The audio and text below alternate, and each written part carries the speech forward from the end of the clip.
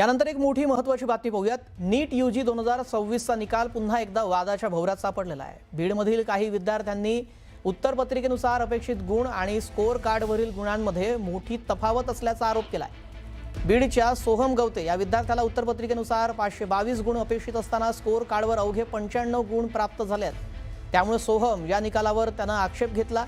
या तफावतीमुळे विद्यार्थी आणि पालकांमध्ये तीव्र नाराजी आहे। निकालामध्ये दुरुस्ती न झाल्यास न्यायालयामध्ये जाण्याचा इशारा देखील देण्यात आला।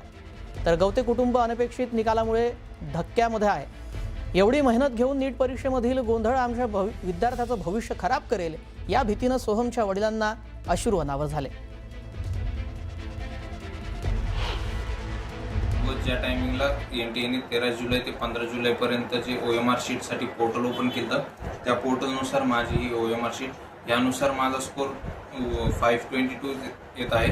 त्याच्यानंतर एनडीएने 16 जुलैला जवळजवळ 8:30च्या दरम्यान रात्री फायनल आन्सर की डिक्लेअर केली, त्यानुसारही माझा स्कोर 522 येत आहे। पण जेव्हा एनडीएने रिझल्ट डिक्लेअर केला त्या टायमिंगला रिझल्ट स्कोर कार्डमध्ये माझा 95 मार्क्स दाखवत आहे।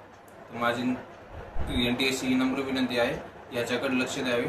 काही टेक्निकल ग्लिच किंवा टेक्निकल इश्यूमुळे जर काही झालं असेल तर याच्याकडे NTAने लक्ष द्यावे।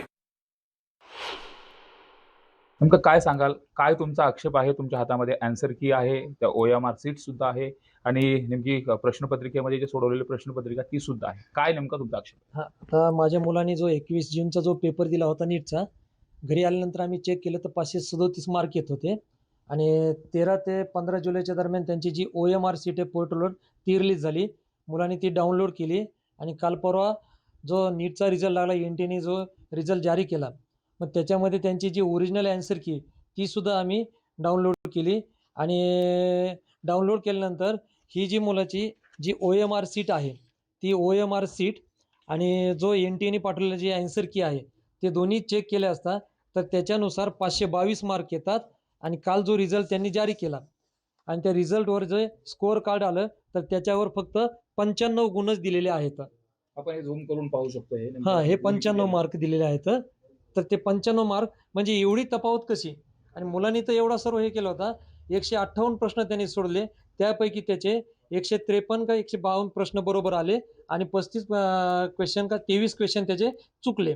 म्हणजे त्याला 544 मार्क येतात, त्यातून 22 मायनस केले 522 मार्क येतात।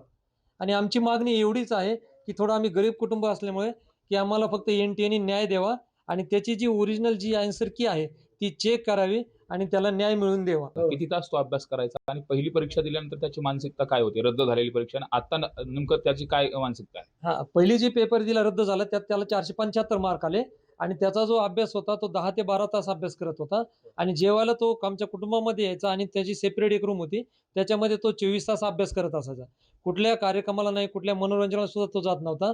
आणि हा पेपर दिल्यानंतर ज्यावेळेस त्याने आन्सर की चेक केली मग त्याच्यामध्ये त्याला मार्क भरपूर आले, त्याची अशी इच्छा होती।